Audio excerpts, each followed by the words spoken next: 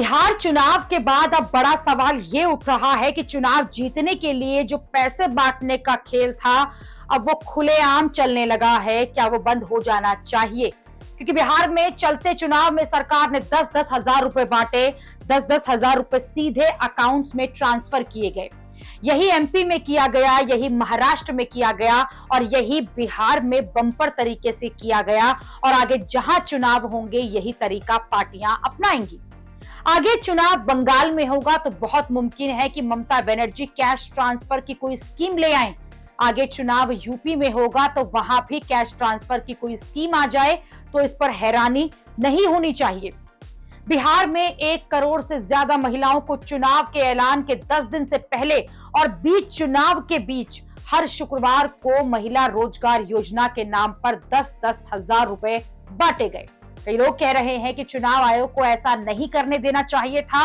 चुनाव आयोग ने दूसरे राज्यों में कैश ट्रांसफर की स्कीमों को रोका था। महाराष्ट्र हरियाणा में 7 चुनाव होने थे, लेकिन कैश ट्रांसफर स्कीम की वजह से महाराष्ट्र में 3 महीने के बाद चुनाव कराए गए, जिससे कि कैश ट्रांसफर किश्तों में लोगों तक पहुंच जाए और फिर चुनाव हो तो इसका फायदा हो। इसी तरह से आरोप है कि तेलंगाना, आंध्रा, उड़ीसा, राजस्थान में कई योजनाओं को रोका गया था। फिर बिहार में चुनाव आयोग ने कैश ट्रांसफर की जो ये स्कीम थी उसे क्यों नहीं रोका? आरोप यह है कि इस तरह की कैश ट्रांसफर स्कीम से चुनाव की निष्पक्षता प्रभावित होती है, क्योंकि जो सरकार में है वो सीधे सीधे पैसे ट्रांसफर करके वोटर को प्रभावित कर लेता है और जो विपक्ष में है वो सिर्फ वादा करके ही रह जाता है। इसके फायदे में वो पार्टी होती है जो कि सरकार में होती है। अब लोग इस पर बात कर रहे हैं कि चुनाव लड़ने के लिए सभी पार्टियों को लेवल प्लेइंग फील्ड देनी चाहिए, न कि बिहार जैसा करना चाहिए। आरोप यह है कि बिहार में पहले जीविका दीदियों को 10-10 हजार रुपए ट्रांसफर किए गए, फिर उन्हीं जीविका दीदियों को चुनाव की ड्यूटी में भी लगा दिया गया।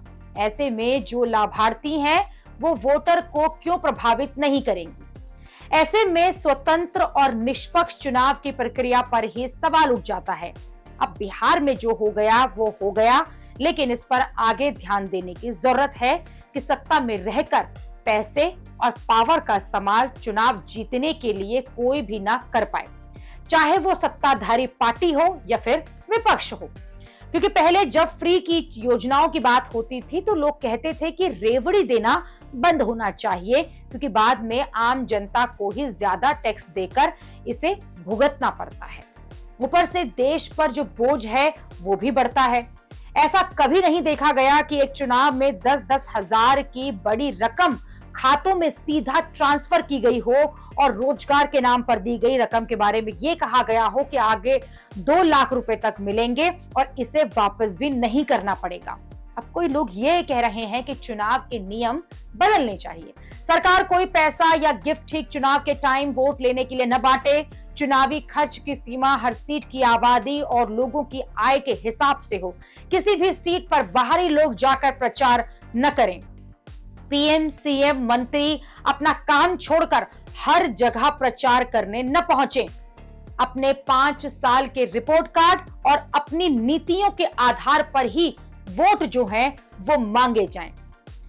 इसके अलावा वोटर कार्ड को आधार कार्ड से जोड़ने, जिससे कि बोगस वोटिंग या फिर डुप्लीकेट वोटिंग या फिर चुनाव प्रक्रिया में किसी तरह के मैनिपुलेशन का किसी संभावना को भी जड़ से खत्म किया जाना चाहिए।